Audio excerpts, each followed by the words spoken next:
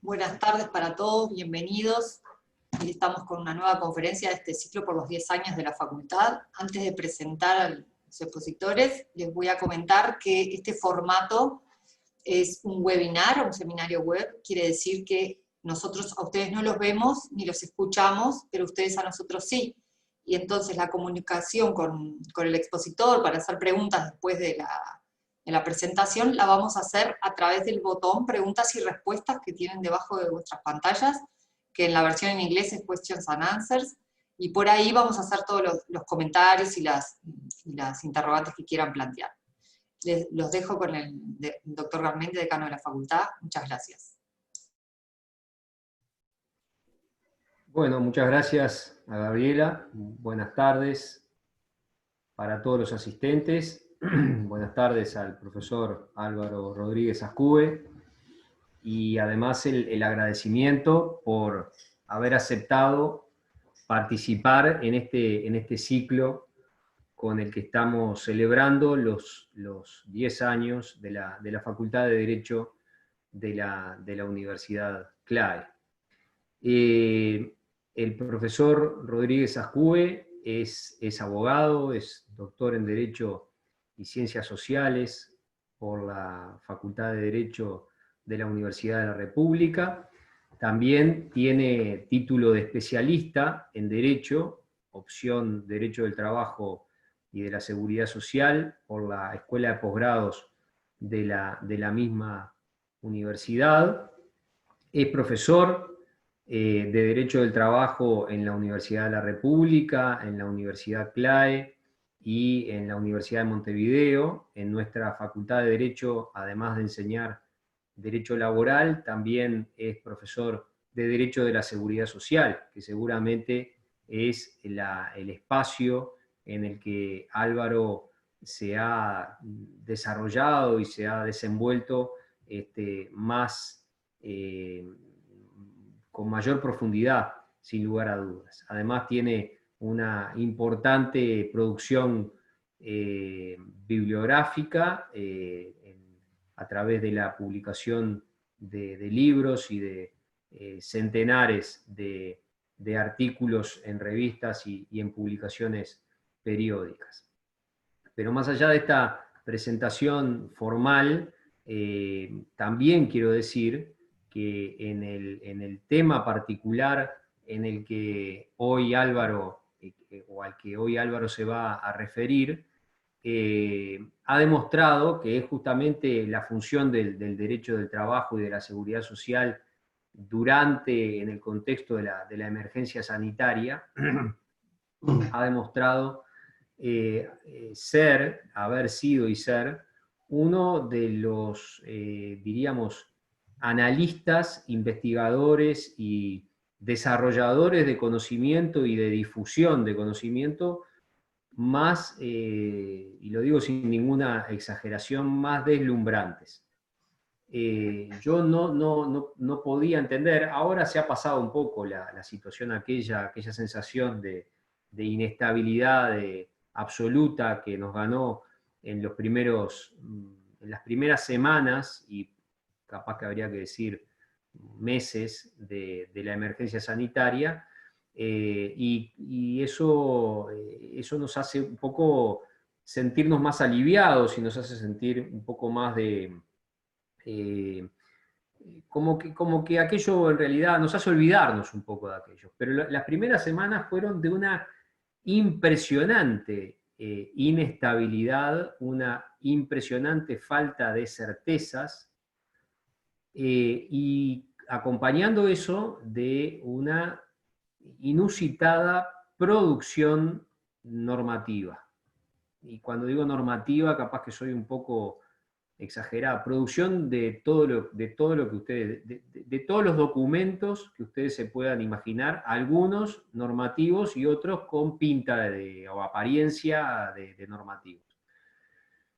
Y a mí me deslumbró y me sorprendió la capacidad de Álvaro de sistematizar eso, con absoluta rapidez, con absoluta celeridad, a tal punto que inventó lo que él le llamó una caja de herramientas, en la que todos los días iba poniendo destornilladores nuevos, pinzas, elementos que había que ir a consultar para saber dónde estábamos parados o dónde estábamos situados. Y además yo tenía el privilegio de tener, gracias a la amistad que tenemos, la posibilidad de llamarlo para consultarlo constantemente. Así que creo que con esta presentación, con este testimonio que estoy en condiciones de dar, estoy seguro que la presentación de Álvaro de hoy va a ser extremadamente enriquecedora para todos. Así que Álvaro, te dejamos la palabra. Bueno, muchas gracias, decano, muchas gracias, Gabriela Iparraguerre, secretaria académica de la Facultad de Derecho de la Universidad CLAE. Muchas gracias al amigo y al decano, al académico, al maestro Mario Garmendia. Realmente me ha emocionado una presentación extremadamente generosa y dudo, francamente, lo digo con la mano en el corazón, que sea merecedor de semejante elogio. Pero bueno, tratemos de salir del paso y cumplir con la misión que en nuestro caso, el tema que vamos a exponer es justamente el vinculado a las funciones del derecho, del trabajo y de la seguridad social en el marco de la pandemia. Antes de eso, quiero agradecer la posibilidad de participar en este ciclo de conferencias con motivo de los 10 años de creación de la Facultad de Derecho del CLAE. Creo que, como sintetizo en estas frases que están por allí, la Facultad CLAE es una comunidad donde se enseña y donde se aprende, ¿no? Esa definición clásica que viene de la Edad Media, de la función que cumplían las universidades en aquellas sociedades que comenzaban a ver la luz a partir justamente de la creación del conocimiento, y que la recordaba Rila en una extraordinaria conferencia hablando sobre la Universidad CLAE. Sin duda es un equipo humano formidable, del que me siento orgulloso de formar parte, que está comprometido con valores humanos, con la solidaridad, con el desarrollo humano, con una mirada de lo social, que trata de contribuir fermentalmente al desarrollo del capital humano para la zona en la que actúa la Universidad CLAE y para el país. Sin duda, como ha dicho el decano en otra oportunidad, lucha todos los días por ser cada vez mejor, en un clima de cordialidad y tolerancia, que me parece que además es una característica muy propia de la Universidad CLAE, porque se practica a diario y regularmente, de modo que esa vocación de servicio nos lleva a desear larga vida al CLAE, larga vida al CLAE. Por tanto, nos vamos a concentrar a partir de ahora al tema que se nos propuso, la función del derecho del trabajo y la seguridad social en la pandemia. Para ello vamos a estructurar nuestra presentación básicamente en 3 partes: el impacto del COVID-19, la función del derecho en general, de acuerdo a la teoría general del derecho, un tema que de alguna manera sale de la esfera propia del derecho del trabajo e incursiona con modestia, naturalmente, en el campo de la filosofía del derecho, y una serie de reflexiones acerca de la función del derecho del trabajo y de la seguridad social en general, y un aspecto vinculado al rol de esta rama del derecho tan importante, tan significativa y tan querida para todos nosotros en el marco de la pandemia, para finalmente cerrar la presentación con una especie de balance que siempre, más en este momento y en esta circunstancia es esencialmente provisional, es decir, que no puede tener bajo ningún concepto, ninguna pretensión de definitivo ni cosa que se le parezca.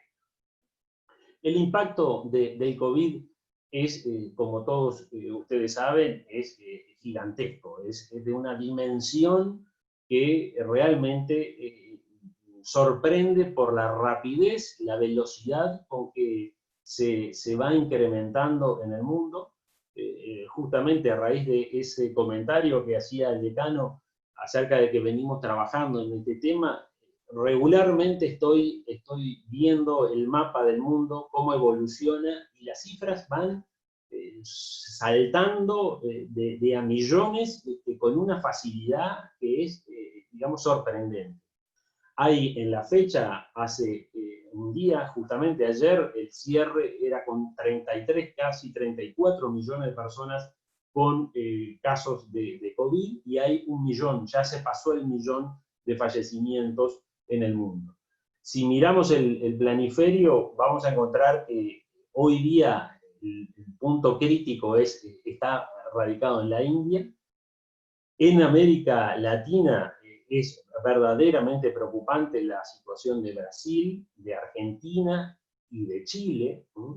El mundo europeo ha estallado, francamente, con una dimensión que es verdaderamente impresionante, lo mismo que en el caso de los Estados Unidos de Norteamérica, donde también la dimensión, el impacto que está teniendo el COVID-19 es enorme, gigantesco.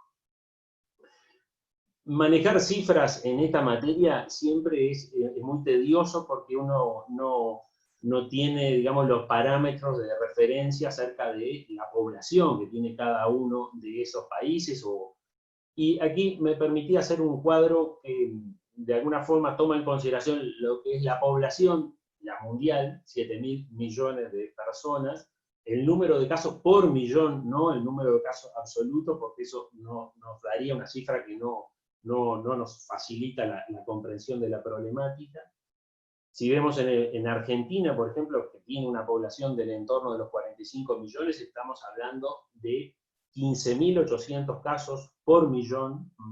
Brasil está más complicado aún, con 22.000 casos por millón, y Chile está peor aún que Brasil, que está en el entorno de los 24.000 casos por millón. Si vamos al caso de Uruguay, estamos en 571 casos por millón.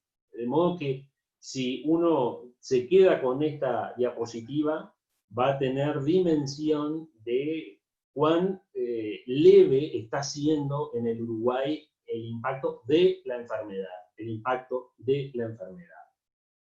Habrá explicaciones para eso. Yo creo que hay explicaciones que son, digamos, propias de la cultura uruguaya, propia de las cosas que se han hecho y propia de la construcción que ha hecho Uruguay como sociedad. Pero bueno, ya vamos a volver a ese punto que me parece que es fundamental. Simplemente para completar esta imagen del panorama a nivel mundial, tenemos allí referencias a documentos muy recientes. Uno de hace cuestión de un mes, de la OIT, que hacía una estimación de 400 millones de empleos que se han perdido en el marco de la pandemia, que era el que utilizó la reunión del grupo de G20, de ministros de trabajo del grupo G20, ahora hace unos días, el 10 de septiembre, que trabajaba sobre la base de 400 millones de puestos de trabajo que se han destruido en el mundo. Pero los otros días, el 23 de septiembre, se publicó una nueva actualización del observatorio de la OIT, y estamos hablando de 495 millones. La OIT ya lleva 6 informes del observatorio. En el primero estimaba en 195 millones de puestos de trabajo que iba a llevarse el COVID. En los siguientes empezó a aumentar la cifra, y fíjense, en cuestión de un mes aumentó 100 millones de puestos de trabajo destruidos. En el mundo, decía, hay 7.000 millones de personas, hay 3.000 millones de personas que trabajan y hay 1.600, más de la mitad que trabajan en el sector informal. Esas personas pasaron de un día para el otro prácticamente a carecer de ingresos. En la medida que por las medidas de carácter sanitario no pudieron continuar con sus actividades, llegó a una situación donde la vulnerabilidad de este sector de la economía a nivel mundial, que es gigantesco, es el más importante de todos, diría yo, en términos numéricos, se encuentra prácticamente sin cobertura, sin ingresos, lo que supone un aumento de la pobreza de manera absolutamente sustantiva. Hace unos días, como decía, la reunión de los ministros de trabajo del G20, el 10 de septiembre, firmaron un documento en donde destacan el papel primordial de la protección social. Tengan en cuenta que estamos hablando de los países más poderosos del mundo, los 20 más potentes, los económicamente más sólidos de todo el planeta. En esta diapositiva podemos ver el director general de la OIT y los 20 ministros de trabajo del grupo.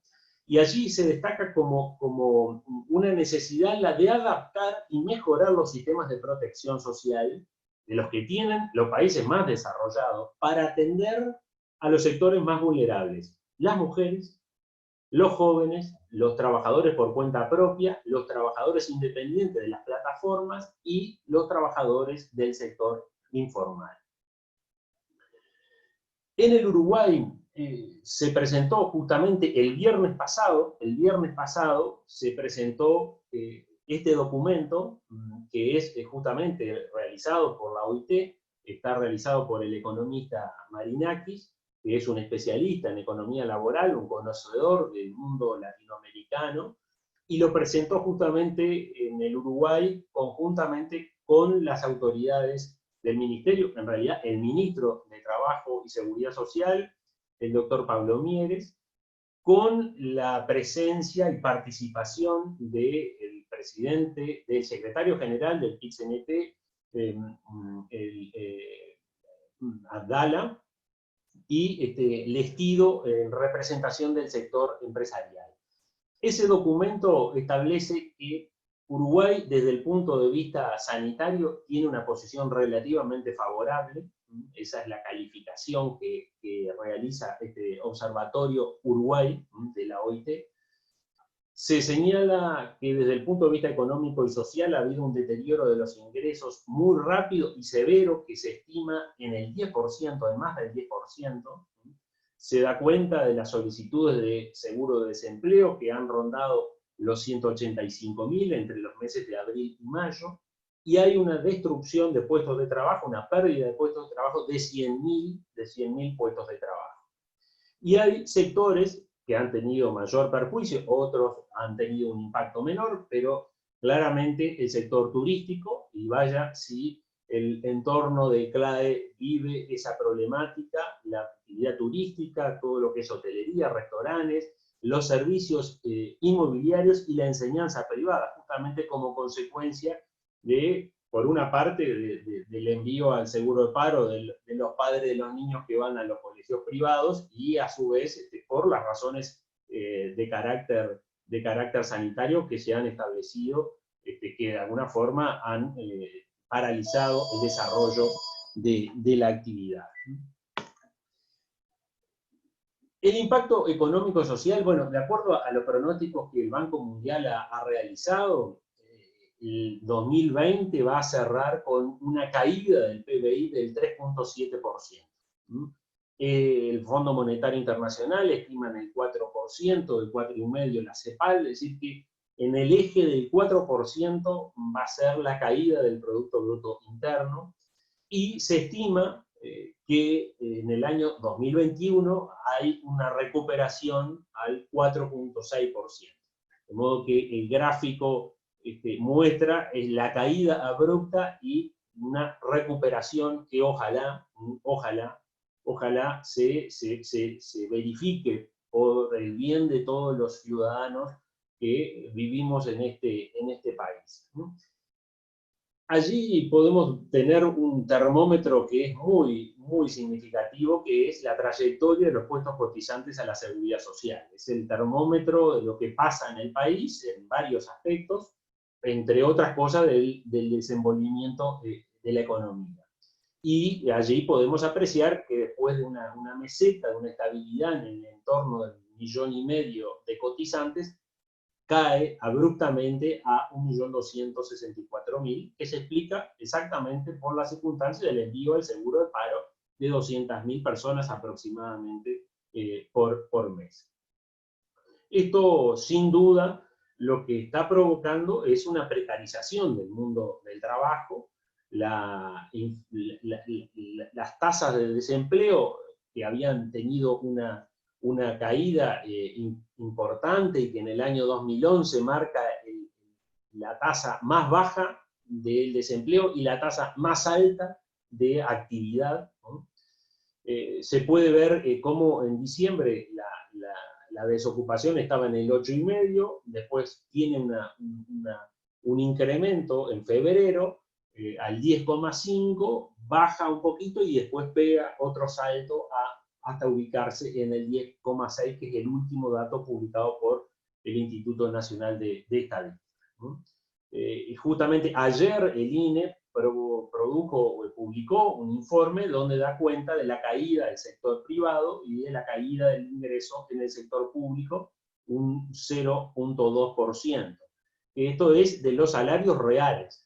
Los ingresos globales, como ya vimos, de acuerdo a la medición que hizo la OIT, superan el 10%. Superan el 10%. Lo vemos a su vez en el acuerdo puente que se firmó a nivel del Consejo Tripartito, en donde como mínimo los ingresos en términos reales van a caer lo que caiga el PBI, que podrá ser el 4, el 5, el 3,5, eso se verá al cierre el 31 de diciembre de 2020. Y esa misma lógica también está planteada en el proyecto de presupuesto que está en la actualidad en trámite a nivel parlamentario. Como ustedes saben, en nuestro país, desde la reforma constitucional de 1989, las pasividades se reajustan en base a la variación del índice medio de salarios. Por tanto, las pasividades van a verse afectadas en la misma proporción que los salarios de los trabajadores de la actividad privada y la actividad pública. Ya hay datos acerca de la evolución de la pobreza, de acuerdo a las mediciones que lleva el INE, que del 8,1 en el 2018 se pasó al 2019 con el 8,8 y a partir de 2020 el 11,6. Esto de alguna forma explicado por la pérdida digamos, de los empleos y de personas que habían salido de la pobreza con trabajos asalariados de bajas remuneraciones. En la medida que se pierde un de esos trabajos, la gente cae a una situación de pobreza si la medimos como está midiendo el INE la pobreza en función de los ingresos, que es todo un tema que los cientistas sociales debaten acerca de si ese criterio es, digamos, el correcto o si es mejor tomar una multidimensionalidad de la pobreza, que es como, digamos, lo que verdaderamente nos da el termómetro de la realidad. Digamos, lo importante a tener en cuenta es que todos estos coeficientes es conforme a los mismos criterios. El crecimiento de la informalidad digamos, es una consecuencia natural de una crisis económica. Eso sucede, ha sucedido y va a seguir sucediendo de ese modo. Cuando hay crisis económica, el sector formal de la economía expulsa a trabajadores que quedan sin trabajo y salen a la búsqueda del ingreso en el día a día, y eso supone justamente un incremento de la informalidad. Y asociado a esa circunstancia también está la consecuencia del crecimiento de la desigualdad. La desigualdad, que es un problema estructural de nuestras sociedades, del mundo contemporáneo, es uno de los problemas que tiene la sociedad, se ve acentuado en momentos, en circunstancias de crisis. Vayamos a la segunda parte de nuestra presentación, las funciones del derecho. Aquí evocamos la reflexión del jurista argentino, de Carlos Santiago Nino, un jurista muy destacado que falleció a la temprana edad de 49 años, que fue asesor del presidente Raúl Alfonsín, y que tuvo una actuación descollante en el campo de la filosofía del derecho, uno de los juristas más destacados de Latinoamérica del siglo XX. Y allí Nino, en un clásico trabajo que yo siempre me ocupo de recomendar y de señalar como una literatura que tiene que acompañar al jurista toda la vida, no solo cuando se está formando, cuando está haciendo la introducción al derecho, sino cuando ejerce posteriormente, cuando estudia, cuando analiza un tema de orden jurídico. Es una obra de consulta permanente, del mismo modo que otros clásicos como García Maínez, por ejemplo, que es también de consulta inevitable. Y allí Nino señala, el derecho, dice, como muchas otras instituciones sociales, contribuye a superar dificultades que están relacionadas con ciertas circunstancias básicas de la vida humana. Veamos esto en clave de pandemia, ¿no? Veamos esto en clave de pandemia.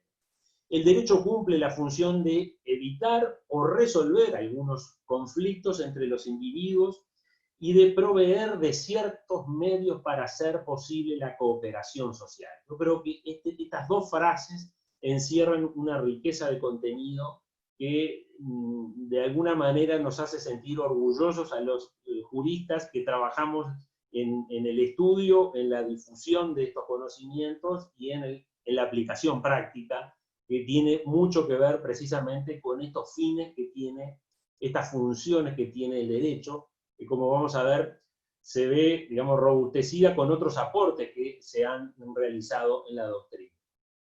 Hace ya un tiempo, en octubre del año 2010, la Facultad de Derecho de la Universidad de la República realizó una jornada extremadamente interesante desde el punto de vista académico, en la que tuvo como protagonista al decano de la Facultad de Derecho del CLAE y al catedrático de Filosofía del Derecho de la Universidad de la República, al profesor Óscar Sarlo.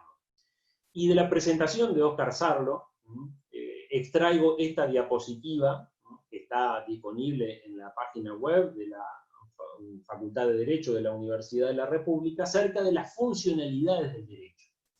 Y bueno, de alguna manera coincidente con esto que veíamos en Nino, ¿no? Hay un consenso, dicen los teóricos sociales y del derecho, que las funciones del derecho pasan por la resolución de los conflictos, la regulación y orientación del comportamiento social, la integración y el control social de los distintos miembros de la sociedad, pero destaca especialmente la función simbólica. La función simbólica del derecho, entendida como el modo de ser gobernados, ¿no? La autoidentificación como sociedad y la justificación moral del orden normativo. Creo que esta, digamos, es un aspecto extremadamente interesante desde el punto de vista de la teoría general del derecho para entender las funciones, el rol que cumple el derecho en una sociedad. Acá visito a otro autor, también extremadamente interesante, un autor español, contemporáneo. Estoy hablando de Juan Ramón Capella.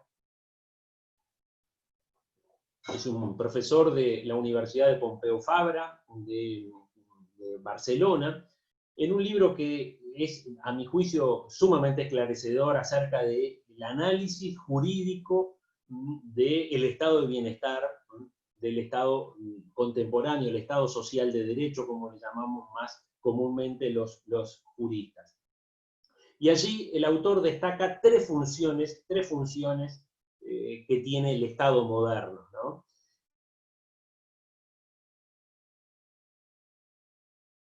Pueda desenvolverse la actividad productiva, y allí ubica desde la, digamos, realización de carreteras, de las comunicaciones, desde las unidades de medida, como el peso, como el horario, la moneda, digamos, cuestiones básicas que nos permiten vivir en sociedad. La segunda función que destaca es la de reprimir las amenazas al modo de producción dominante. Es decir, una sociedad, cualquiera sea ella, cualquiera sea el modo de producción, tiende a preservarse, a conservarse y a retroalimentarse por todos los instrumentos de que dispone, en particular la función del derecho es esencial en ese sentido. Y en tercer orden destaca el rol de integrar a las clases subalternas en la aceptación del sistema sociopolítico.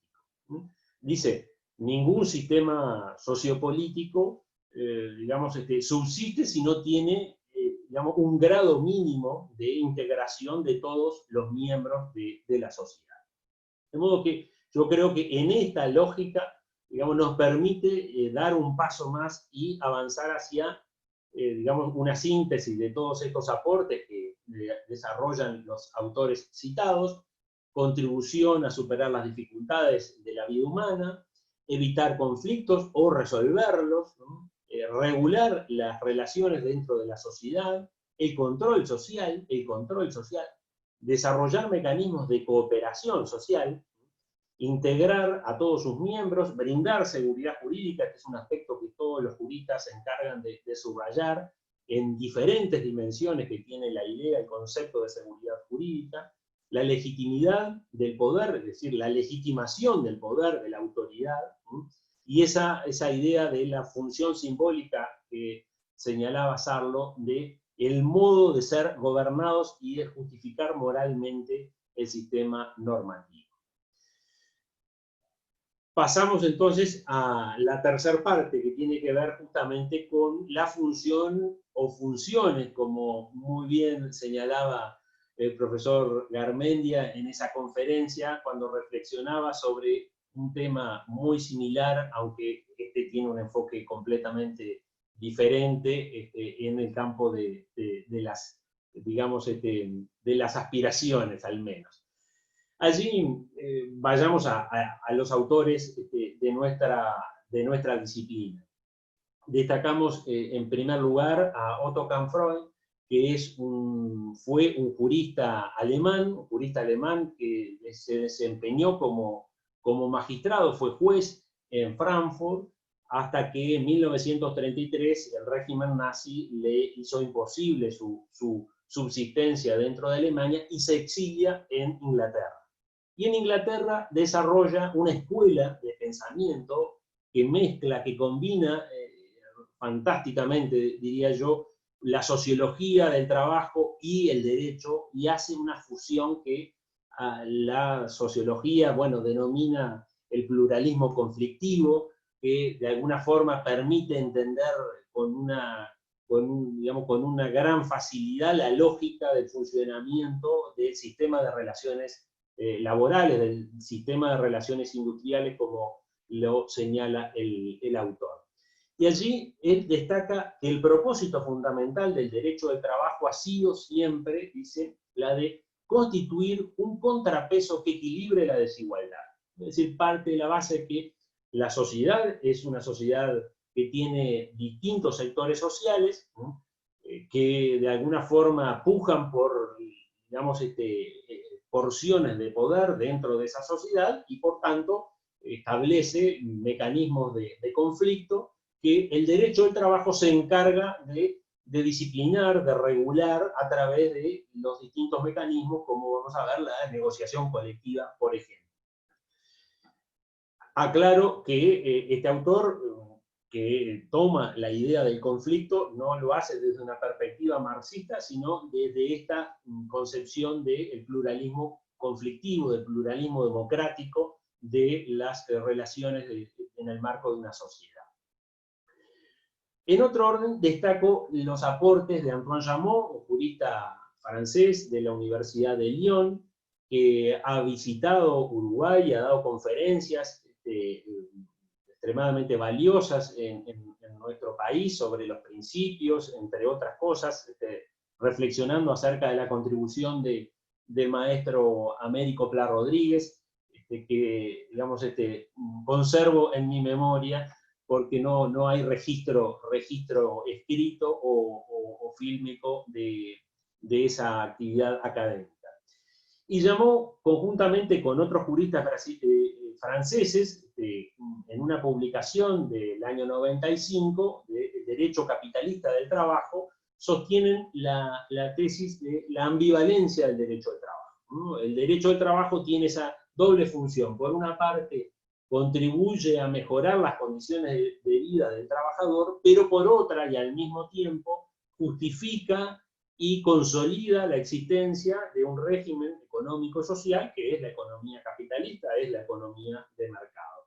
De modo que allí hay una tensión que en alguna medida una misma herramienta tiene esa doble funcionalidad. Es una idea que no solamente es de recibo en los autores que tienen, digamos, esta línea de pensamiento de Jameau, que se inscribe dentro de una concepción marxista, euromarxista, podemos decir, sino que otros autores que tienen visiones no marxistas también la incorporan, como vamos a ver a continuación. Otro autor francés también de gran impacto, de gran relevancia a nivel del derecho del trabajo a nivel mundial, es la idea de la seguridad. La idea de la seguridad. Este es un trabajo pequeño en sus dimensiones, extremadamente rico en contenidos, donde reflexiona acerca de la función del derecho del trabajo. Decía, primero, como una función de seguridad física del trabajador. Tengamos en cuenta que los primeros desarrollos de la legislación industrial, antes de convertirse en derecho del trabajo, fue justamente la protección contra los accidentes de trabajo, la limitación de la jornada por razones justamente físicas, para de alguna manera combatir la fatiga, aquel elemento del que nos hablaba Alfredo Palacio, el fundador del derecho del trabajo en Argentina. En una etapa más desarrollada, la salud mental comienza a tener, digamos, como una materia de la que se ocupa fundamentalmente el derecho del trabajo. Y una prueba de ella, si se quiere, es bueno, el último convenio internacional del trabajo de la OIT, donde justamente una de las cosas que procura es combatir el hostigamiento en el ámbito laboral, ¿no? El acoso moral, el acoso laboral, situaciones de violencia en el mundo del trabajo. Y por último, él destaca el concepto de seguridad económica. Y yo creo que estas ideas de Alain Supiot, que es un maestro contemporáneo que irradia y tiene influencia en muchas escuelas de laboralismo a nivel mundial, plantea una mirada sumamente original y sumamente interesante. Por eso decía, aquí en el caso de Adrián Goldín, catedrático de la Universidad de Buenos Aires, en un trabajo que está publicado en la revista Derecho Laboral, destaca justamente la importancia de la seguridad humana, y ese es su mirada, y lo hace de alguna forma en diálogo con los aportes que en la doctrina laboral realizó Alain Supiot en Francia, en ese trabajo, Derecho del Trabajo, que citamos allí. Pero al mismo tiempo también subraya la idea de la escuela de Antoine Jameau, de esa ambivalencia, de integrar por una parte a los trabajadores en el medio de producción y al mismo tiempo legitimar el sistema social, ¿no? Esa función general del derecho, pero especial en el ámbito del derecho del trabajo. Autores nacionales, destacamos a dos queridos juristas nacionales, al maestro Héctor Hugo Barbagelata, que todos conocemos su enorme trayectoria y altura intelectual en la construcción del derecho del trabajo en el Uruguay y en América Latina, sin duda, que ha tenido uno de sus puntos más elevados en esta obra, El curso de la evolución del pensamiento laboralista, donde recorre a lo largo del siglo XX todos digamos, las vicisitudes de esta disciplina, donde extrae justamente la esencia en ese papel integrador y de cohesión social que tiene el derecho del trabajo y la seguridad social en el Estado contemporáneo. La idea de la protección especial del trabajo, la idea que es central en el campo del derecho laboral, que explica el principio protector y que explica toda la construcción del derecho del trabajo. La idea de la igualdad como meta, donde allí se apoyan las construcciones de Gustavo Radbruch, el jurista alemán, que destaca justamente esa nueva mirada del derecho, de tomar a la igualdad no como un dato actual, sino como una meta. Reconocer las desigualdades del mundo actual y plantearse la igualdad como una meta. Sin duda, los aportes de Mario Garmendia en esta materia están digamos, en un grado de jerarquía intelectual que yo sé que lo va a incomodar a Mario, pero es lo que siento auténticamente, y creo que se puede calibrar esto, confirmar y corroborar esto que estoy diciendo con la obra del orden público y el derecho del trabajo, que basta leer la presentación de uno de los juristas españoles más destacados del mundo contemporáneo, como José Luis Monereo, para calibrar en su dimensión real el aporte que Garmendia realiza en el campo del derecho del trabajo. Y allí destaca Garmendia la importancia que tiene el derecho del trabajo en la protección y el equilibrio, esta idea de protección a la parte trabajadora y de equilibrio con relación a la contraparte, con relación a la parte empleadora. Además destaca un carácter de instrumento crítico y de cambio social. Esta idea que es tan original del derecho del trabajo en el Uruguay, que Barbagelata destacaba como una de las características del periodo fundador del derecho laboral en el Uruguay, la de ser una herramienta de transformación, una herramienta de cambio de la sociedad, de mejora y de acercamiento hacia el nuevo ideal de la justicia social, como dice Garmendia en su obra El orden público y el derecho del trabajo. Y una cita que rescato de su conferencia conjunta con el profesor Sarlo, donde cita ni más ni menos que al maestro italiano Carneluti, donde señala que el rol, la función del derecho es la de someter la economía a la ética. Someter la economía a la ética.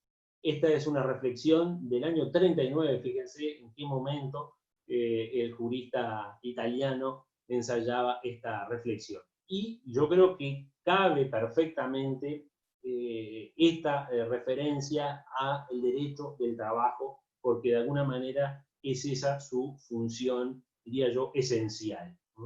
Vamos a ver que hay otro maestro al final de mi presentación que es afín a esta idea que acabo de señalar. Veamos qué funciones ha cumplido el derecho de trabajo y la seguridad social en la pandemia, en estos 6 meses y medio que llevamos, que parece que fuera ya una eternidad. Acá destaco 5 ideas que no son para nada originales, que no son para nada una creación, sino simplemente una sistematización del estudio realizado. La primera reflexión, que en esto evoco las clases del profesor Sartú, cuando hablaba del tema de la flexibilización y el derecho del trabajo, y él decía, en realidad la flexibilización no es un tema del derecho del trabajo, es un problema de la economía que, digamos, se introduce en el mundo del trabajo. Y sin duda, si vamos a la problemática de la pandemia, es evidente que el derecho del trabajo no soluciona los problemas sanitarios y tampoco soluciona los problemas económicos, porque son temas que nacen fuera del ámbito del derecho laboral. Pero dicho esto, con toda claridad, y digamos, tampoco es ninguna originalidad, lo cierto es que la función que cumple el derecho del derecho del trabajo y la seguridad social es enorme. A mi juicio es es una de las herramientas más potentes que ha creado el estado de bienestar en el siglo que lleva de, digamos, construcción, de elaboración. Y es justamente el de haber brindado seguridad física, mental y económica en ese sentido que nos enseñaba Alain Supiot, que encausa el conflicto industrial, como decía el maestro Otto Canfrón, donde podemos ver una mayor civilización, una mayor racionalidad del conflicto, y en definitiva el derecho del trabajo es una herramienta que tiene, digamos, una maduración y una cocción, diría yo, jurídica de más de un siglo, que le permite adaptarse a las circunstancias históricas y sin perder ese rumbo que es el sello de identidad, que es la búsqueda de la justicia social y de la paz. Tengan presente por un instante que la OIT, que es un organismo internacional de trabajo, como todos ustedes saben, que tiene más de un siglo, el año pasado cumplió un siglo, bueno, nace justamente como consecuencia de la Primera Guerra Mundial y con el propósito de asegurar la paz en el mundo.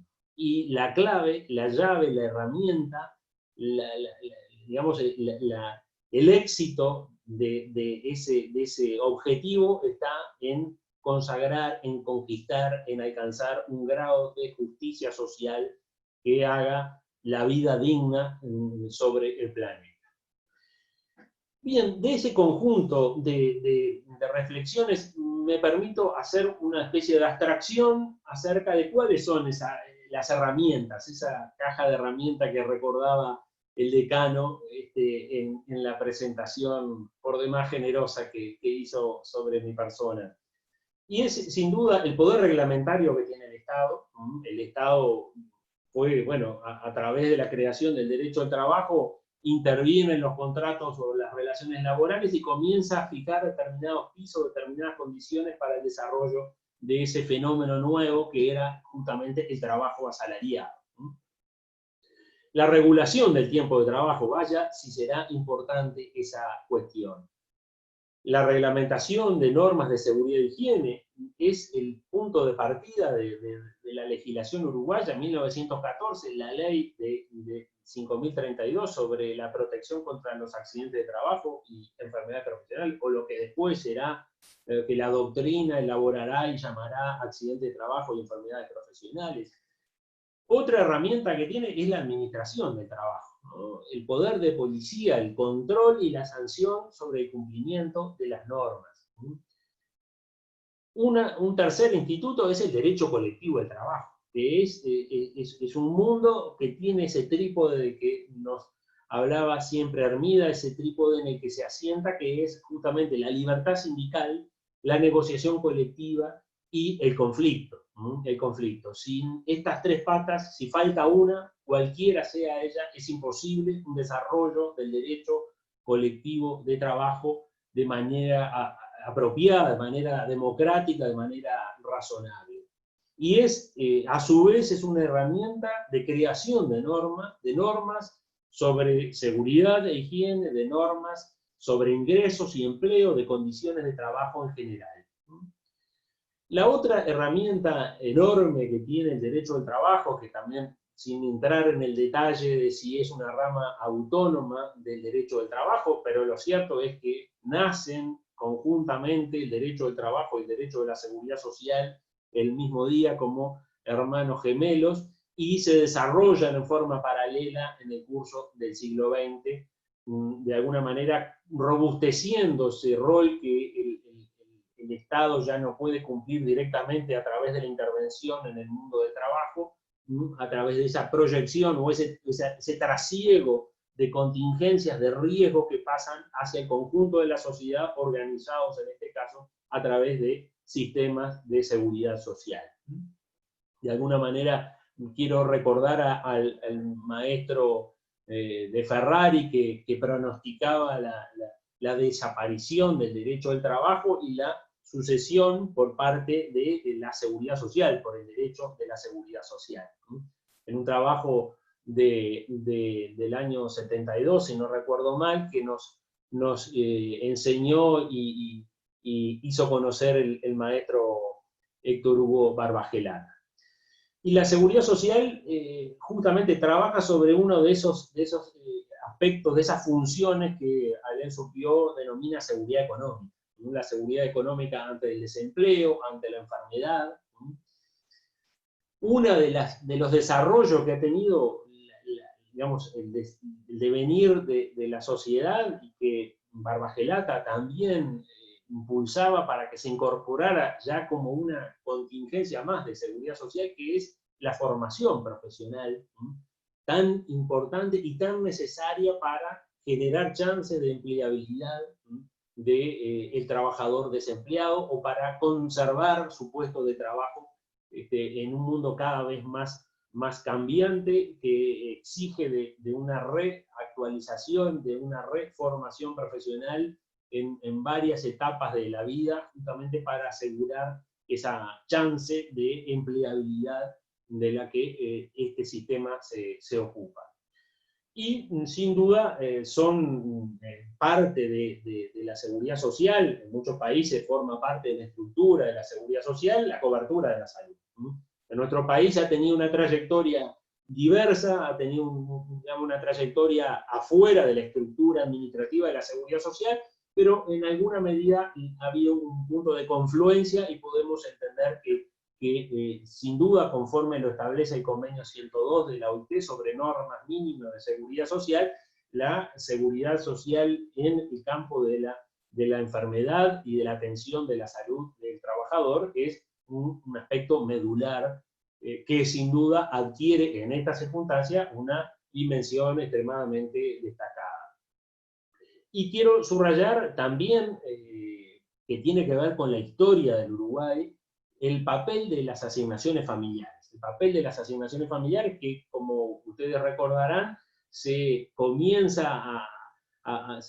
el germen de las asignaciones familiares en la Ley de Consejo de Salario, una ley emblemática del sistema de relaciones laborales en el Uruguay de 1943, que ha tenido sus diferentes trayectorias, pero que sin duda es otra herramienta que forma parte de esta caja de herramientas del derecho del trabajo y de la seguridad social. Y por último, quiero destacar el papel del proceso laboral autónomo, que es una cuestión de orden procesal, que forma parte del derecho procesal, pero que tiene en el ámbito del derecho del trabajo una particularidad, una serie de principios propios que le dan esa fisonomía de ser un proceso laboral autónomo, también con trayectorias que no han sido, digamos, siempre en la misma dirección, ¿no? Ya sabemos que en el Uruguay existió hasta el año 89 un proceso laboral autónomo, del 74 al 89, pues se refunde con el régimen del Código General del Proceso, y con la Ley 18.4572 se vuelve a crear un proceso laboral autónomo. Pero bueno, veamos de estas herramientas cuáles ha utilizado nuestro país, sin entrar digamos, en lo que han sido otras charlas, otras exposiciones que he realizado, otras presentaciones que he realizado, de, digamos, análisis más pormenorizado de cada una de las normas, que, como recordaba el decano, son de una enorme frondosidad que es imposible abarcar en una charla de estas características. Entonces, según este marco teórico, podríamos decir, de herramientas que mencionamos en abstracto, bueno, ¿cuáles se han utilizado en lo que va de estos 6 meses y medio? El poder reglamentario. Bueno, sin duda que allí, en materia de normas de seguridad y higiene, la contribución de esta resolución que destaco aquí, del 19 de marzo, tengan presente que la pandemia y el estado de emergencia sanitaria se decreta el 13 de marzo, el 19 de marzo, es decir, a la semana siguiente, surge un primer producto que es fruto del diálogo social, del acuerdo tripartito entre los trabajadores, los empleadores y el Ministerio de Trabajo. Diría yo que el Ministerio de Trabajo ampliado, el Estado, porque en ese ONASAP, que es justamente un ámbito tripartito, no solamente está el Ministerio de Trabajo, con los especialistas de la Inspección General del Trabajo en condiciones de trabajo y condiciones ambientales de trabajo, sino que también está el Ministerio de Salud Pública, el Banco de Seguro del Estado, el Banco de Previsión Social. De modo que diría que esa norma que estoy destacando acá en primer lugar, yo creo que es la más importante de todas las normas que se han dictado hasta el momento. Porque es la que permitió continuar trabajando en condiciones de seguridad, al menos en las condiciones de seguridad que, por lo que era el estado del arte en ese momento, eran las máximas que se podían brindar a los trabajadores, que en esto, digamos, no solamente a los trabajadores y empleadores y a la sociedad en su conjunto.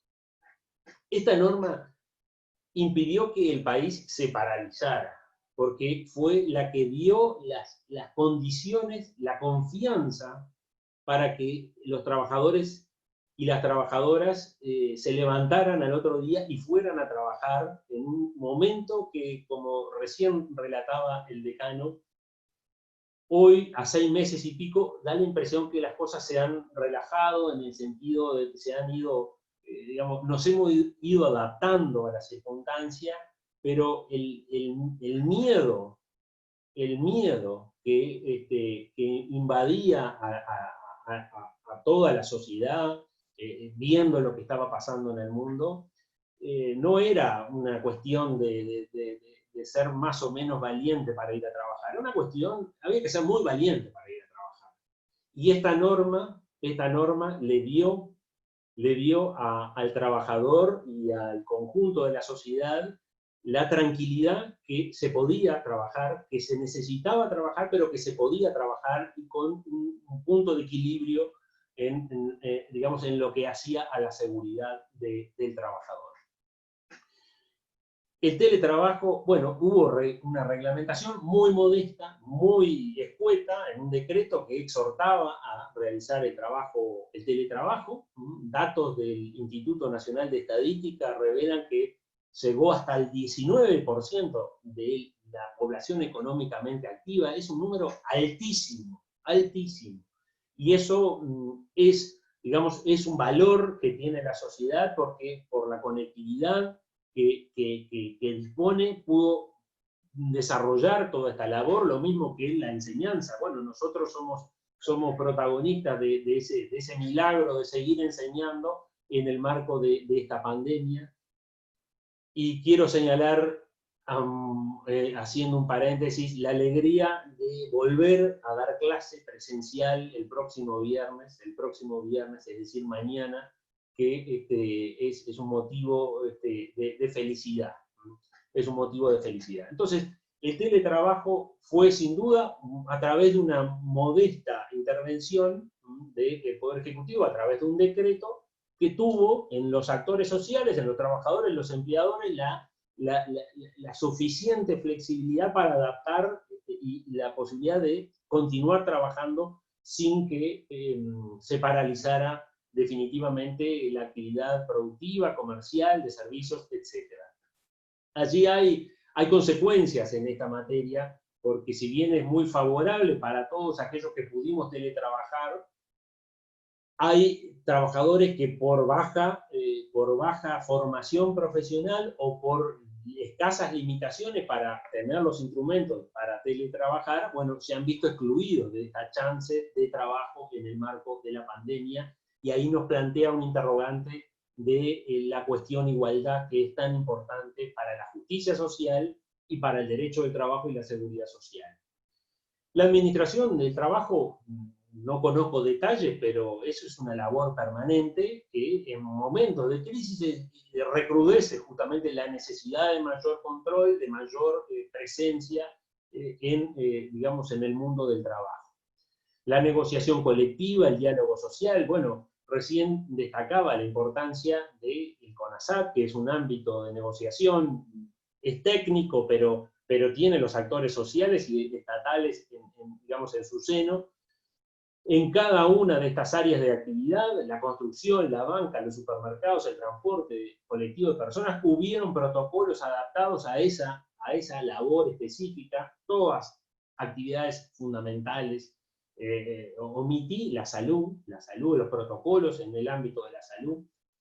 Conjuntamente con estas son actividades medulares, la construcción es motor de la economía, la banca es la inyección, digamos, el flujo sanguíneo de la economía, los supermercados, la alimentación, el transporte colectivo de personas, la posibilidad de ir a trabajo, de modo que son sectores donde a través de la negociación colectiva pusieron prioridad 1, prioridad 0, la seguridad en el desarrollo del trabajo. En lo que hace al ingresos y empleo, bueno, ya mencionaba, hay un primer fruto que es el Acuerdo Puente del 7 de julio de 2020, donde el órgano de gobernanza del sistema de relaciones laborales fija ciertas reglas de juego que sugiere a los consejos de salario para que tomen esas reglas digamos, mientras tanto se transcurre en este momento de incertidumbre económico y social, ¿no? Y de hecho muchos grupos ya adoptaron ese formato, ese sello de goma, diría yo, y lo han puesto en aplicación en cada una de las distintas ramas de actividad. Como fruto justamente de ese acuerdo tripartito, ya se lanzó la idea del diálogo social tripartito por la calidad del empleo y la sustentabilidad de las empresas.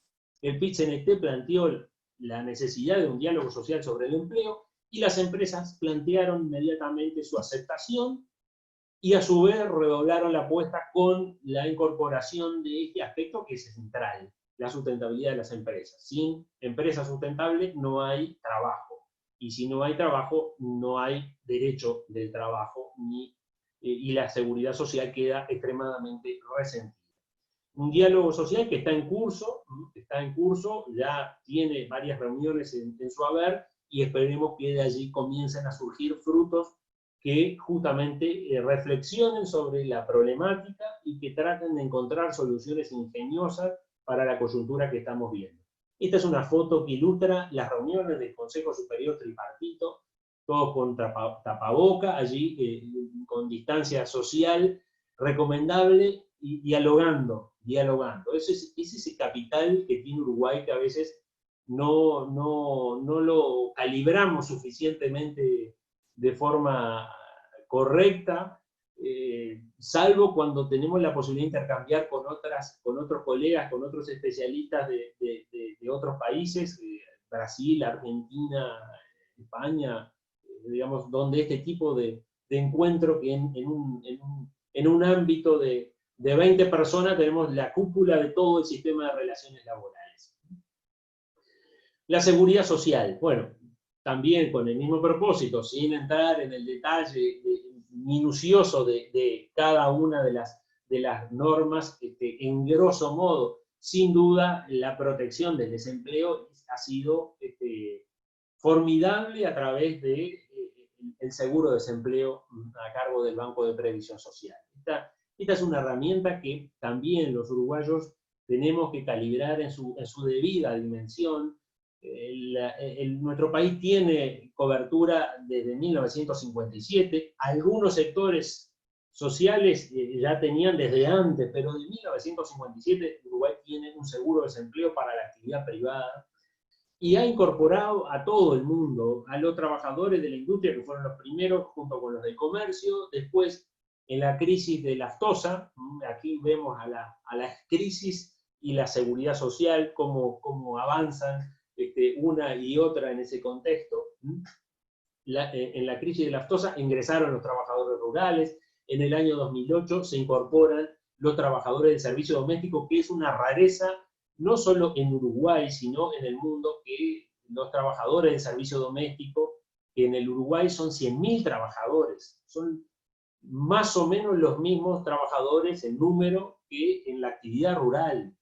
Tengan en cuenta que todos tenemos la idea que la construcción es un sector extremadamente importante, y lo es en términos económicos y en términos de empleo, pero en el mejor momento llegó a 60.000 trabajadores en la construcción, 65.000 trabajadores.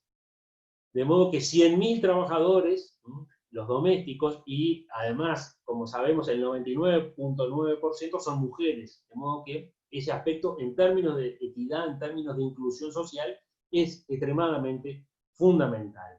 Entonces, sin duda, la herramienta primordial ha sido el subsidio por desempleo.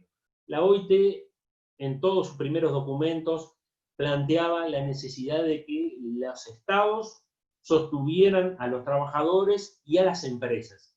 Y sin duda, la herramienta del subsidio por desempleo ha sido un elemento de sostenimiento del trabajador y de su familia y de las empresas. Y sin duda, esta resolución, que es del 20 de marzo, aquí también otro aspecto que la OIT lo destaca en el informe, la celeridad en la respuesta, también permitió allí darle cobertura a los trabajadores mensuales, que eran los que estaban más complicados para acceder a una prestación, digamos, por suspensión parcial que no estaba prevista en la ley. Sí para los jornaleros, pero no para los trabajadores mensuales. Y cuando se pone en funcionamiento, bueno, van surgiendo problemáticas específicas en los trabajadores de la enseñanza que tienen multiempleo y en ese caso no podían acceder al subsidio por desempleo que estaba previsto con carácter general. Bueno, los trabajadores del servicio doméstico, que también se crea allí un instrumento para el servicio doméstico con las particularidades propias del servicio doméstico. Bueno, otra herramienta también dentro de la figura del subsidio por desempleo, una especie de prórroga automática para aquellos trabajadores que están en el subsidio por la causal suspensión total. Como ustedes saben, la causal prevé 4 meses de cobertura como máximo, y en este caso se dio ya en forma masiva una prórroga por 3 meses. Y en el dispositivo legal de la 15.180, con la modificación del año 2008, de la 18.399, una ley que fue fruto del diálogo social de 2007-2008, tiene un dispositivo que es para el momento, que prevé que en caso de caída del PBI, en 2 trimestres consecutivos desestacionalizados, se activa el mecanismo de que el Poder Ejecutivo pueda extender la cobertura, el periodo de cobertura. Ese dispositivo todavía no se ha ejercido, se ejerció este otro, el de la prórroga, que es también similar, con el mismo propósito, tiene la misma filosofía y va en la misma dirección. Y quiero anotar un comentario que me parece importante subrayar, porque, ¿qué pasa? Todos los trabajadores que estaban en el seguro de paro, cuya prestación tenía una forma de cálculo determinado, hacía que mes a mes, el trabajador iba perdiendo monto de subsidio. ¿Por qué? Porque era un cálculo en base a los 6 meses móviles previos de cotización a la Seguridad Social. Entonces, yo el primer mes tenía como promedio base el sueldo de los últimos 6 meses, las remuneraciones de los últimos 6 meses, pero ya estamos en el 6º mes, y por lo tanto el promedio es lo que seguí trabajando, que capaz que estoy trabajando media jornada, o capaz que estoy trabajando 6 jornadas en el mes.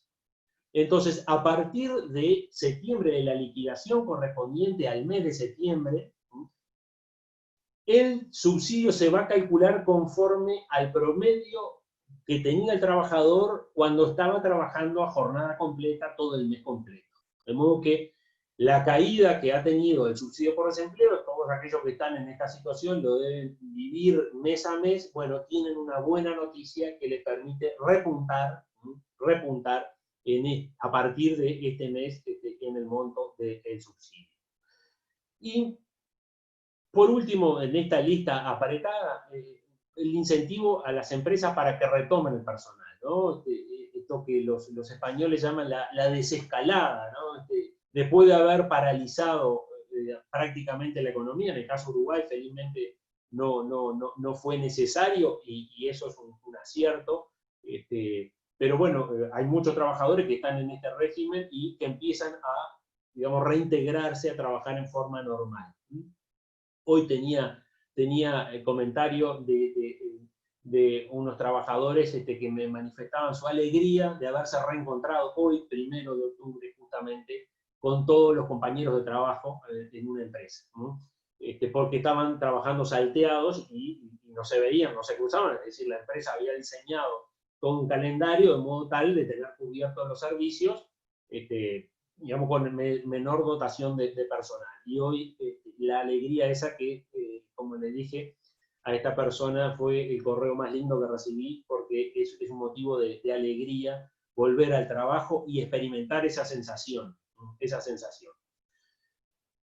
Entonces, la otra pata de la cobertura en el campo de la seguridad social es la protección de la enfermedad.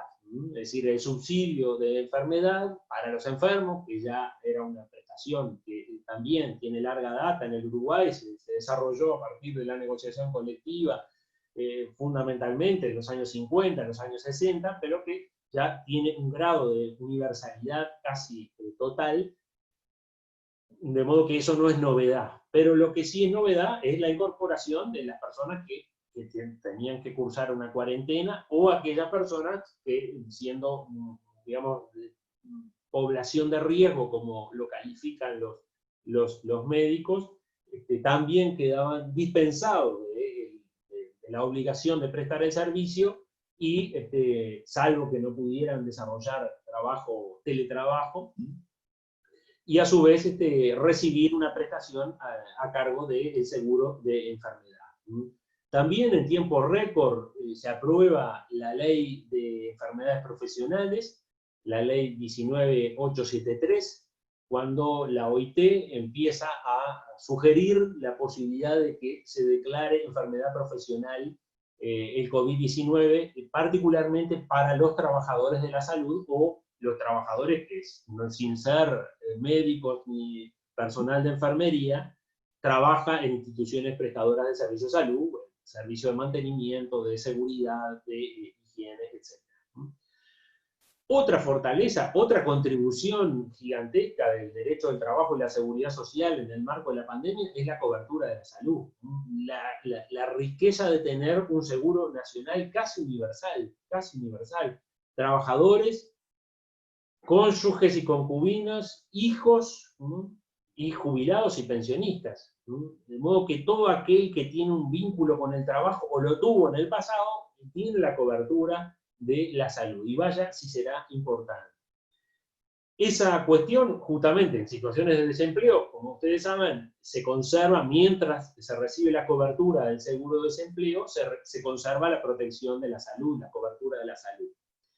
Recientemente, el decreto 217 estableció justamente la extensión de esa cobertura para aquellos trabajadores que cesaron en la actividad o que terminaron el beneficio del subsidio por desempleo, salvo que hayan sido despedidos por notoria mala conducta, conservan la cobertura hasta el 31 de octubre. De modo que ese es un aspecto extremadamente importante.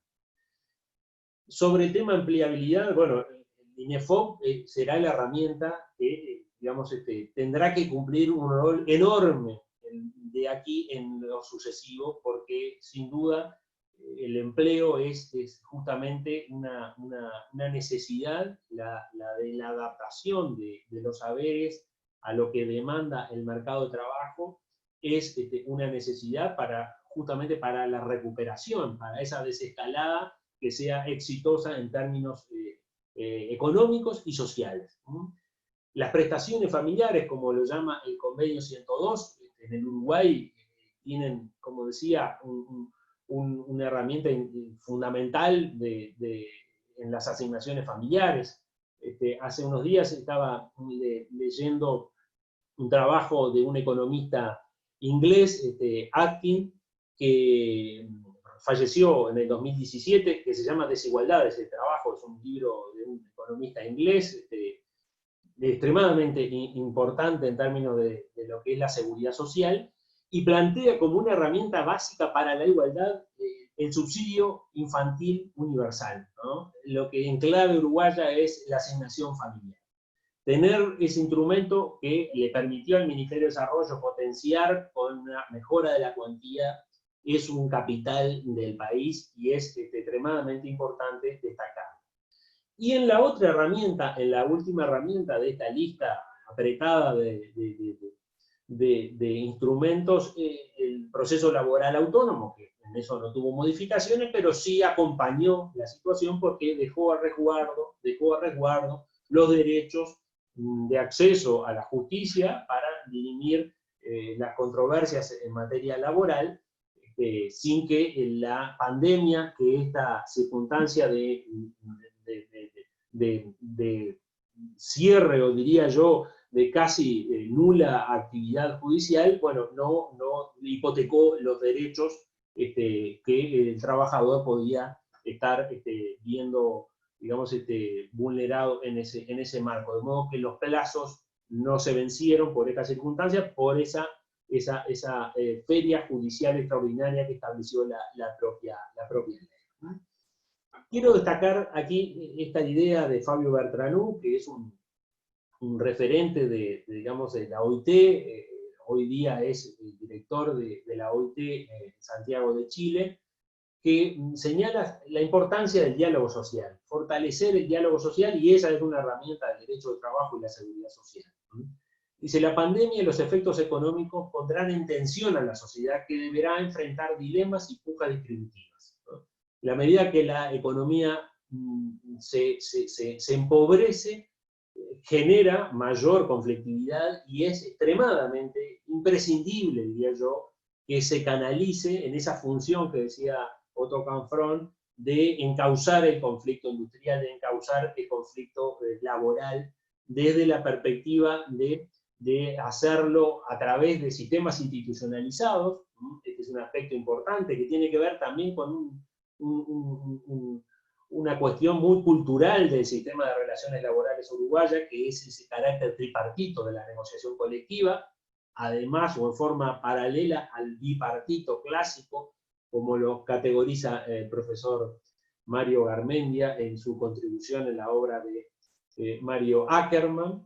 Y sin duda, dice allí Bertranú, dice, el diálogo social institucionalizado, conformado por gobiernos, organizaciones de empleadores y trabajadores, es una herramienta útil, probada a lo largo de la historia, para avanzar en un sendero de consenso y mayor armonía frente a la crisis. Quiero destacar esa idea fuerza como un mensaje sustantivo, y acá acompaño esta diapositiva con esta fotografía, que es la del evento del viernes pasado que yo, digamos, comentaba sobre la presentación del documento OIT Uruguay, donde tenemos al ministro de Trabajo, tenemos a Fabio Bertranú de la OIT, los técnicos que prepararon el informe, y los representantes de los trabajadores, y del sector empleador, además de la gente de Naciones Unidas. De modo que orgullo siente un uruguayo cuando experimenta en un evento de este nivel y de estas características el diálogo, la calidad del diálogo y los contenidos de digamos, la discusión, los contenidos de la discusión. De modo que yo creo que si algo tiene que, digamos, darle tranquilidad a la sociedad, es la fortaleza que emerge de este tipo de diálogo, de un diálogo de calidad, un diálogo de respeto y un diálogo constructivo a partir de actores que saben dónde están parados, de la realidad de la problemática, de la entidad de la problemática donde estamos ubicados. Una mirada también imparcial, digamos, de afuera, que es interesante ver cómo nos observan desde afuera. La CEPAL produjo un informe sobre la respuesta de Uruguay en la pandemia, y en un informe adicional del 26 de agosto dice, destaca la situación de Uruguay que ha enfrentado la crisis sanitaria con el respaldo de poseer uno de los regímenes de bienestar más avanzados de la región. Y esto es un dato, digamos, incontrastable, no hay duda que Uruguay tiene como construcción histórica el estado de bienestar más potente de toda América Latina, y esa ha sido la herramienta más potente que ha puesto, que ha puesto en tensión en este momento tan crítico que estamos viviendo. Por último, y ya cierro mi presentación, un balance provisional, como decía, imposible hacer una consideración de tipo definitivo.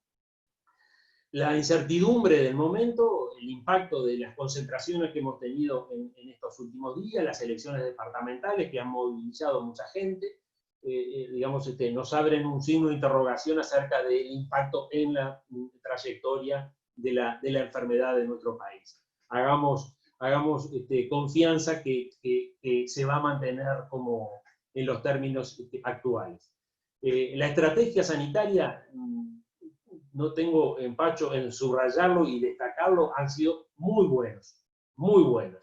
Yo creo que es modesta la calificación que hace la OIT cuando dice que ha tenido un éxito relativo. Yo creo que han sido muy buenos si lo vemos en términos comparativos. Nosotros estamos en América Latina, tenemos a dos vecinos gigantes y con ellos comparados realmente tenemos una situación muy privilegiada que es admirada por los colegas extranjeros, digamos, con los que he tenido oportunidad de intercambiar en estos tiempos de pandemia a través de Zoom y de otras plataformas. Creo que la circunstancia de que la cuarentena haya sido voluntaria es un acierto, Yo pensaba firmemente que era lo mejor que fuera obligatoria, pero a la luz de los acontecimientos no tengo ninguna duda que fue un acierto ese aspecto.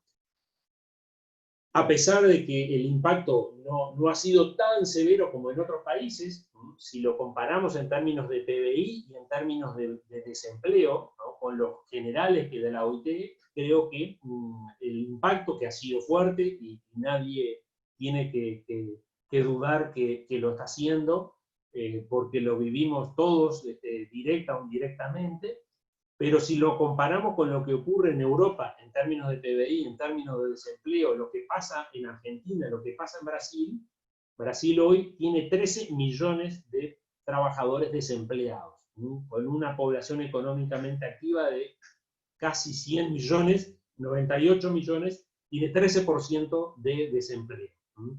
Nosotros estamos en 10.7%. Es un poquito mejor. Ni que hablar en términos sanitarios. El derecho del trabajo en nuestro país, a través de diferentes herramientas, ha amortiguado el impacto social de la pandemia, la seguridad social, la protección social en un sentido más amplio, sin duda ha sido lo más potente. Ha contribuido la baja informalidad, también en términos relativos, comparado con América Latina. Uruguay es el que tiene menor informalidad. En Colombia tiene actualmente 50% de la población económicamente activa en el sector informal, a lo que se le suma, me señalaba una profesora colombiana el día pasado, 2 millones de venezolanos que están yendo para allí. La alta cobertura de la seguridad social en su conjunto, la cobertura de la seguridad social en el Uruguay es casi comparable a la de un país europeo, casi comparable en términos de porcentaje en la vejez, es de casi el 98%, como tiene España, como tiene Italia, como tiene Francia. En otras contingencias tiene menor cobertura, pero de todos modos es la mayor en todos los países de América Latina en la contingencia que se quiera medir. La negociación colectiva y el diálogo tripartito ha dado buenos frutos. Ya vimos digamos, los principales de protección contra el riesgo del COVID y cuestiones a nivel salarial, cuestiones a nivel de empleo. La seguridad social ha jugado un papel primordial, como lo han dicho los ministros de Trabajo del G20, y creo que esta es una reflexión que quiero subrayar, ¿no? Si los países más desarrollados, que tienen sistemas de seguridad social más potentes, más universales, de mayor fortaleza en términos de prestaciones, hacen una apreciación crítica, dice que hay que adaptarlo y mejorarlo para atender la situación de colectivos que no tienen buena cobertura. Creo que eso hay que multiplicarlo por 2 en el caso de Uruguay, porque tenemos mucho para mejorar en términos de cobertura a la mujer, a los trabajadores por cuenta propia, que no tienen seguro de desempleo, y que por tanto están digamos, sin ingresos o con los ingresos muy disminuidos. Es cierto que se han previsto algunas ayudas, algunas prestaciones, pero son de muy baja cuantía, que no permiten cubrir satisfactoriamente las necesidades de la cobertura básica tan importante en este momento. También, como lo ha hecho, por ejemplo, España, que ha creado una renta básica de emergencia, una especie de renta básica universal, pero focalizada para esos sectores que no tienen derecho a cobertura. Creo que ese es un tema que sería buena cosa que se reflexionara acerca de la necesidad de completar el mapeo de prestaciones que tienen actualmente las personas que están expuestas a la vulnerabilidad social, que tenga allí una red básica última, ese último piso social de protección social que plantea la OIT, que se pueda crear a través de una especie de ingreso ciudadano como hubo en el 2005 cuando se salía de la crisis del 2002. Y hay otra herramienta que no se ha utilizado, al menos hasta ahora, y que quiero recordar el punto de partida de el derecho del trabajo, al menos en el Uruguay, como en la mayor parte de los países del mundo. La regulación del tiempo de trabajo a través de la limitación de la jornada. Bueno, tal vez en esta circunstancia de crisis económica y de crisis social, donde el empleo está especialmente vulnerable y castigado, sería buena cosa reflexionar acerca de una vieja idea que es la del reparto del trabajo, que no surge ni más ni menos que de la Constitución de la República en el artículo 55, que obliga a distribuir equitativamente el empleo. Tal vez ese pueda ser uno de los frutos de ese diálogo social tripartito por el empleo, y lo dejo planteado como una herramienta, como un destornillador Philips, ese que todavía no hemos utilizado para una circunstancia que todavía no terminó y que no sabemos dónde va a terminar. Quiero cerrar mi presentación con una evocación al padre del derecho laboral alemán, a Hugo Singheimer, que en una serie de reflexiones que son de la década del 30, señala, digamos, Singheimer fue uno de los corredactores de la Constitución de Weimar de 1919 y ha sido, digamos, un pilar del desarrollo del derecho del trabajo, también que nos hizo conocer en el Uruguay el maestro Héctor Hugo Barbagelata. Y Singheimer decía, el derecho del trabajo hace valer una nueva concepción del hombre, viene a realizar la humanidad real, y es mucho más que un simple humanismo ideológico. Este es el sello de identidad del derecho del trabajo. Pero agrega, el derecho del trabajo no tiene existencia aislada, se alimenta de la economía. Solo puede el derecho del trabajo tener contenido si hay una economía que asegure las condiciones de vida del trabajo, preserve de la destrucción y sustraiga la existencia del derecho del trabajo del azar de una economía desordenada. Aquí quiero marcar esa coincidencia que extraía de esa conferencia del decano cuando citaba a Carneluti sobre la economía y la ética. La economía, esa función del derecho de llevar a la economía la ética. Si el derecho del trabajo desea realizar todo lo socialmente posible, solo puede realizar lo económicamente posible.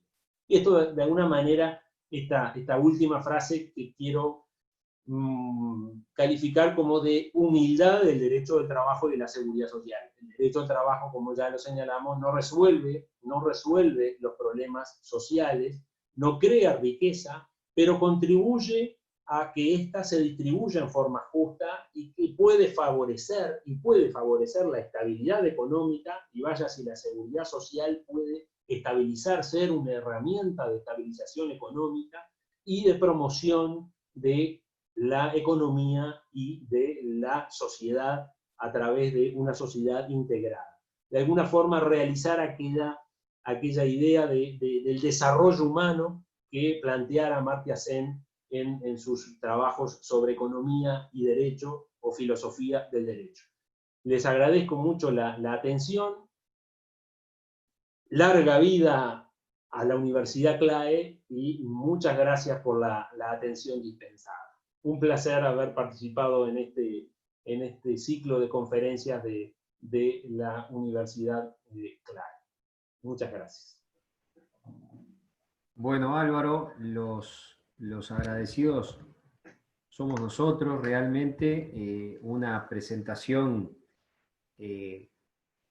completa, erudita, pero que además tampoco perdió contacto con la realidad, y me parece que además en ese balance provisional aparece una idea muy interesante, que es también la de aprovechar las circunstancias negativas con un sentido positivo.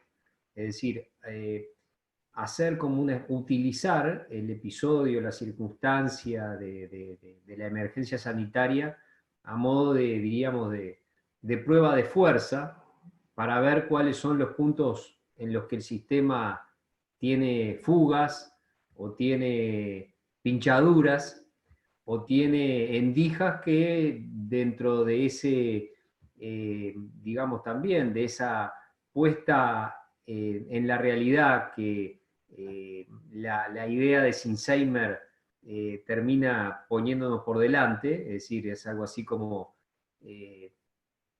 el deseo enfrentado con la realidad económica. Esa es un poco el resumen de esa noción que mencionaba Álvaro de Hugo Sinsheimer.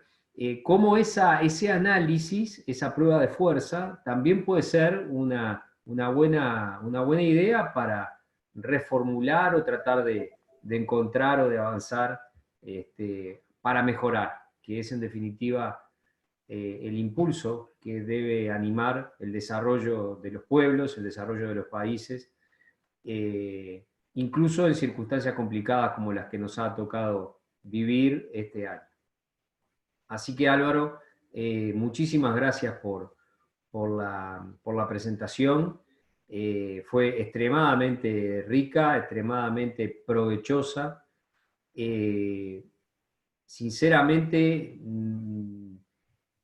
quiero confesar que el título de la presentación lo puse yo, pero no se me ocurrió, no pensé que poniéndole ese título iba a terminar provocando este desgaste intelectual que claramente le hemos provocado a Álvaro con esa búsqueda tan frondosa de material, y esta exposición tan interesante acerca de la función del derecho y la función del derecho del trabajo y de la seguridad social.